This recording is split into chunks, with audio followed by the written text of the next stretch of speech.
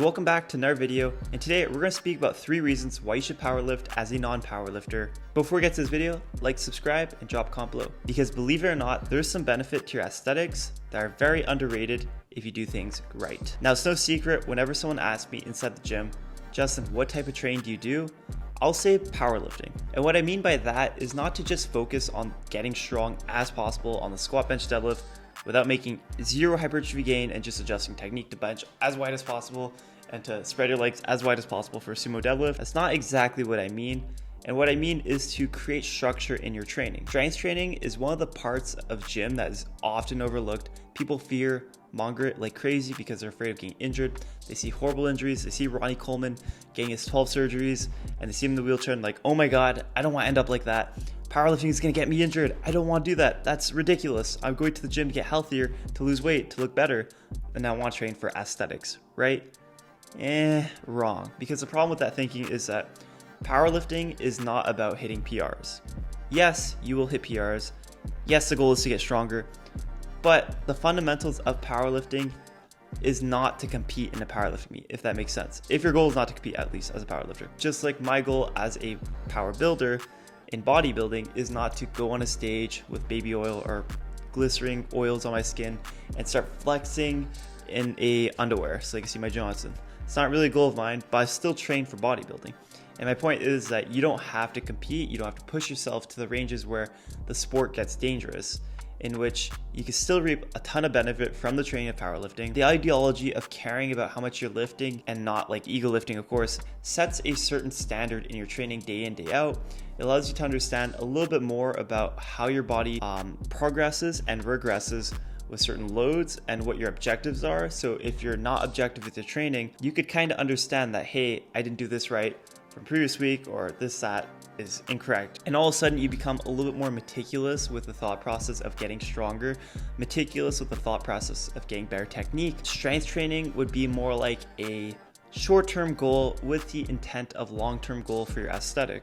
And so that was the main reason why when I started my fitness journey, I had zero care about strength training, if I'm being quite honest.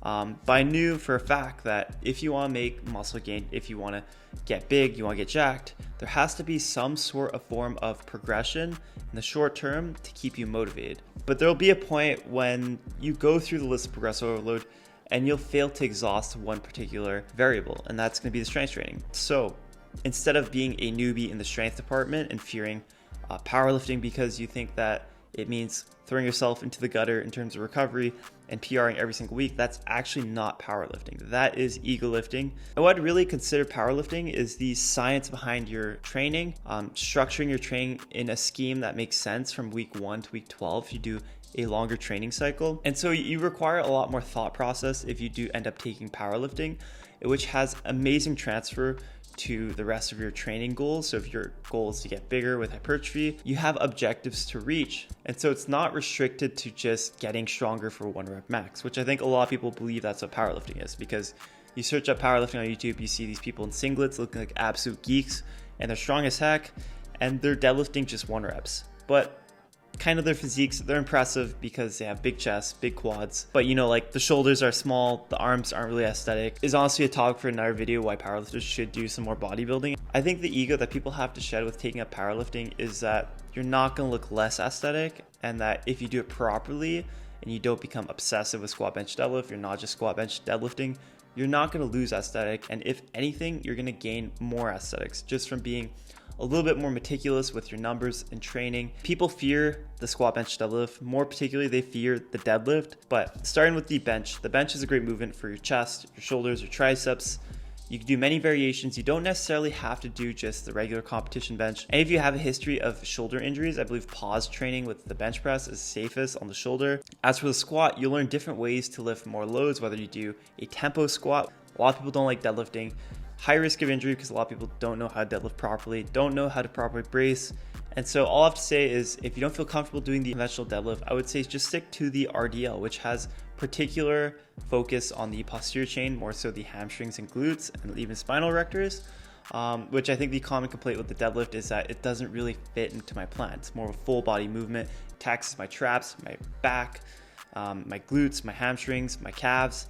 it's overall a full body movement. So if you just take into consideration that, hey, what if we just make a little bit of variation, just do an RDL instead, then you could use the RDL for your lower body day and not have to worry about having other body parts compromised. Now, I don't think everyone should compete in powerlifting, but if you do end up like powerlifting, there's a chance that you might fall in love with the process of powerlifting and might become a powerlifter, which a lot of people are afraid of becoming because they think powerlifters are obese, fat, and very unaesthetic. But the narrative is starting to change. As you see, the more impressive powerlifters, the more competitive powerlifters actually have leaner physiques. And that's simply because more muscle mass is better muscle mass in the sense where it could produce more force than being fluffy and chunkier and unhealthy looking, like super fat, right?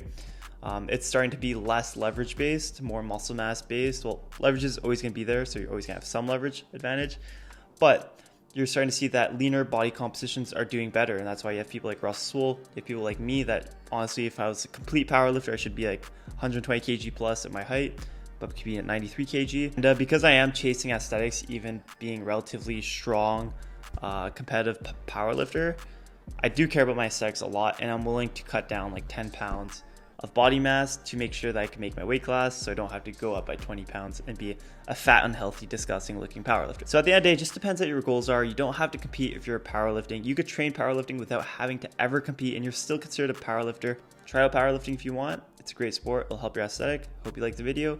Use code JustLee for Transparent Labs products and JustLee for Young LA apparel. Like the video, subscribe, and peace out.